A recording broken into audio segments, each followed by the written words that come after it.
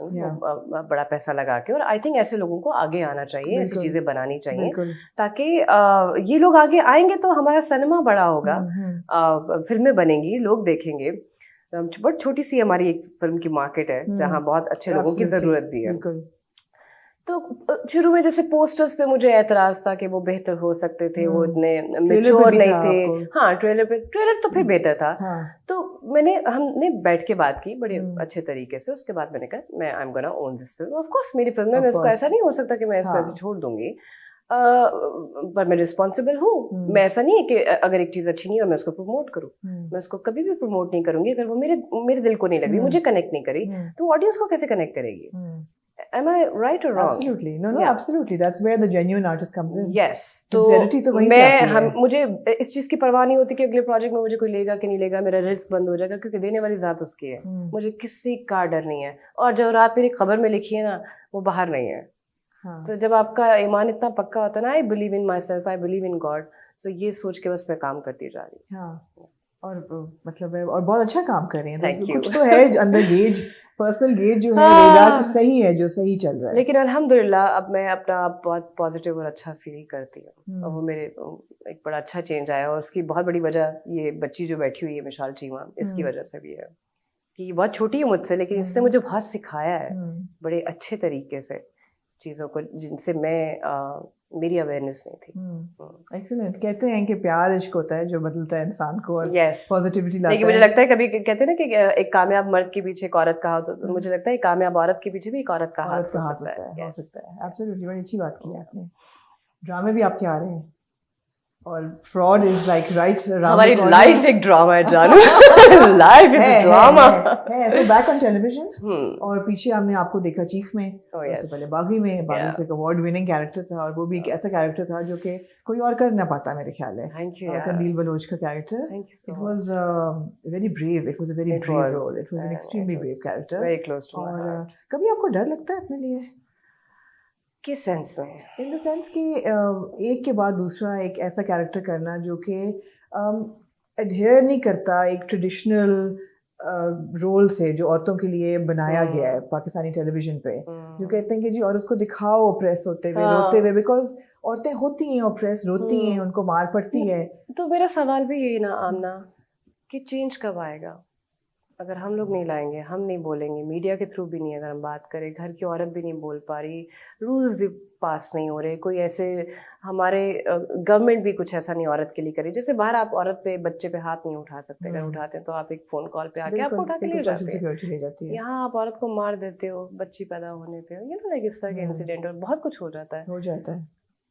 कोई हमारे यहाँ ऐसे रूल्स और या ऐसी कोई चीज़ें हैं जहाँ हम जाके कंप्लेन कर सकते हैं, हम बोल सकते हैं? मुझे याद है कुछ मेरी दोस्त के साथ हुआ था, तो उसकी हमने रिपोर्ट की थी, तो उल्टा उसको ब्लैकमेल किया गया कि आप इतने पैसे दे दें, और मैं उस इदारे का क्या ही नाम लूँ अब। फिर उस दिन मुझे हुआ कि नहीं, we are not safe. No, we're not safe. No, we are not. We're not safe. No. But how do you when you do these roles, what is the motivation behind it? Is it कि नहीं दिखाओ लोगों को, inspire करो कि ऐसी औरतें भी होती हैं कि हमें अल्लाह में देखिए जुल्म बर्दाश्त करना गुनाह है। हम जुल्म क्यों बर्दाश्त करें? कुछ अगर गलत हो रहा है तो उसके लिए नहीं बोलेंगे हम, क्यों चुप रहे हैं? मुझे खामोशी नहीं समझ आती। और फिर डर किस बात का है? और हम इंसान से डर रहे हैं। अगर हम चेंज नहीं लाएंगे तो कौन लाएगा? जहालत की जनरेशंस चलती फिर तो ये चलती चली जाएंगी। चेंज तो कभी भी किसी सदी, अगर 2022 में भी चेंज नहीं आएगा तो कभी भी नहीं आएगा। टीवी पे तो नहीं आ रहा ना, औरतें मार खाती जा रही हैं। उसकी बहुत बड़ी वजह यह है कि एक्टर्स भी तो नो नहीं बोल रहे ना। एक ही तो यही बात, सबका ये कि किचन चलाना है और सेम काम सभी कर रहे हैं। क्यों करें ना करें? मैं कितने स्क्रिप्ट्स हैं, मैंने नहीं किया काम, किचन चल रहा है, देने वाली ज़ात दे रही है आपको, आप करें डिफरेंट काम। आप क्योंकि ऑडियंस देखना चाहती है। सबने एक बना लिया कि हमारे चैनल पे यही कंटेंट चलता है, हमने इसी पे ड्रामास और चीजें बनानी है। बट दिस इज रॉन्ग, ऐसा नहीं है। ये वही ऑडियंस है जो नेटफ्लिक्स भी देख रही है, अमेजोन भी देख रही है, और भी जो प्लेटफॉर्म है उन सब पे हर चीज चल रही है। यही फिल्में इंग्लिश फिल्में भी देखने जाते हैं, हॉलीवुड की मूवीज देखते हैं, बॉलीवुड देखते हैं, सब देखते हैं। सो आप आवाम पे मत डालो कि आवाम ये चीज नहीं देखना चाहती। लोग देखना चाहते हैं, आप चेंज लाएं तो सही।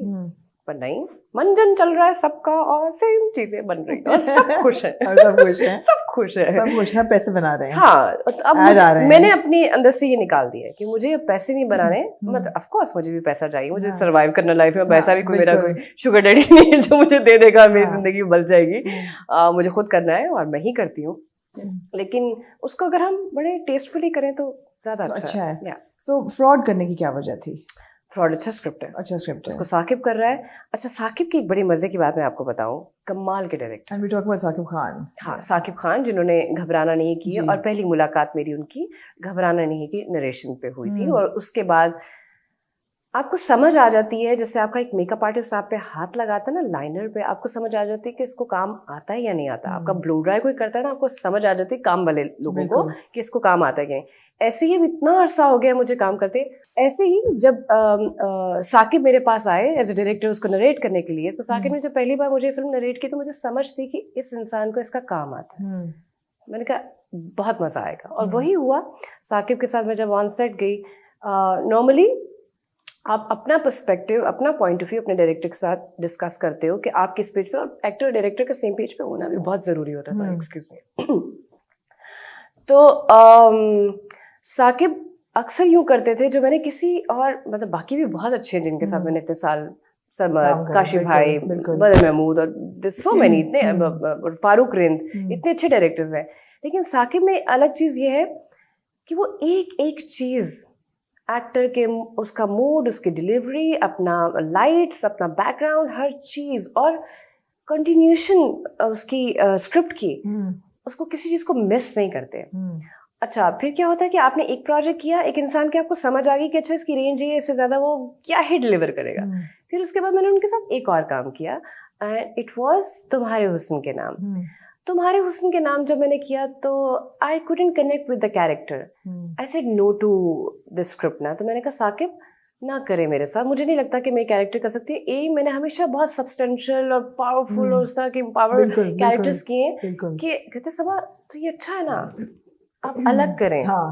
और मैंने कहा यार, मैं आपको लगता है, मैं कहते हैं आई स्वेयर मैंने आपने देखा है, वो प्यारी बेटी आप में है, पर आपने एक वो अपने ऊपर ना एक लेयर चढ़ाई हुई है जो आप दुनिया के सामने कभी लेकर नहीं आती। मैं कहा हाँ, बंद कमरे में अपने केव में मैं हूँ वैसे, जो बहुत प्यार करने वाली है, बहुत लविंग है, एहसास करती हूँ मैं सबका। तो कहते मुझे वही चाहिए, सलमा वही है तुम्हारे हुस्न के नाम जब मैं करी थी। आखिरी दिन तक मैंने पूरी कोशिश की कि आप मुझे कास्ट ना करें, किसी और को ले लें। जब मैं वहां गई, क्योंकि वो एक लव स्टोरी है, अब लव स्टोरी में कितना मार्जिन होता है, जब आपको आदत हो बागी, चीख, और उससे पहले भी बहुत पावरफुल कैरेक्टर्स है, हिंदी मीडियम ब्ला ब्ला ब्ला इतना किया हुआ था, तो मैं उसमें क्या करूंगी मैं। उसका मूड ही डिफरेंट था, सुर ताल म्यूजिक चीजें, आर्टिस्ट है, पेंट करती है, और फिर जो एक रोमांस चल रहा है, उससे तो मेरी अवेयरनेस ही नहीं थी। अब जब उसके देखिए, मेरे रिकॉर्डेड एपिसोड्स मेरे पास आए हैं, साकिब कहता है लुक एट दैट, वो वाहिद project, I am looking forward to it. जबरदस्त, ब्यूटीफुल, तो खूबसूरत रोमांस। और बड़ा कम ऐसा होता है that we see you in a purely romantic role। और credit goes to Mister Saqib. वो मैंने उस पर्सपेक्टिव से देखा ही था वो प्रोजेक्ट और अपना कैरेक्टर। तो रोमांस कितना जरूरी है सबा लाइफ में? ओहो 100% जरूरी, उसके बगैर तो इंसान ही नहीं है। रोमांस के बल पे तो हम दुनिया में बस रहे हैं। ऐसा ही है ना, ऐसा ही है। तो एक मतलब है कि एक 21st सेंचुरी औरत जो है वो किस किस चीज के साथ रोमांस कर सकती है? सिर्फ अपने साथ, शीशे में देख के खुद के साथ रोमांस क्योंकि इस्लामी जमहूरिया पाकिस्तान में औरत कैमरे के सामने कुछ नहीं बता सकती। मतलब एक रोमांस एक it's a situation, right? It's a feeling, एक जज्बा है। तो whether it's with a man or with a child or with a sibling or whether with its atmosphere के साथ है, landscape के साथ है, फूलों के साथ है, तो वो फीलिंग जो है। मैं तो खुशबू, candles, perfume candles, flowers, I just love them. You're a pet lover, you have cats. Yes, I am. I'm a very loving person. तो वो एक रोमांस तो बहुत जरूरी है जी। अब आ रही है उस साइड पे? नहीं, मैं नहीं आ रही। मैं मेंटली प्रिपेयर्ड हूँ, I don't mind, let's get into it. कहती हैं तो आ जाती हूँ। आएंगे अगले 2 इंटरव्यू में। लाइफ में रोमांस है कि नहीं है? हिडन है, नहीं बताऊंगा। सही है, ऐसे होना चाहिए, मगर है, राइट? वो भी खुशी का बायस बनता है ना रोमांस। ऑफ कोर्स है, वो आपकी पर्सनालिटी में नजर आता है, एक कामनेस, एक आप you feel yourself content। कौन है वो? आज इस कैमरे पे ये स्कूप रिवील। अगर आपकी इजाजत हो तो मैं बता दूं। कौन है वो? कोई है लेकिन ऐसा मैंने कहा देखते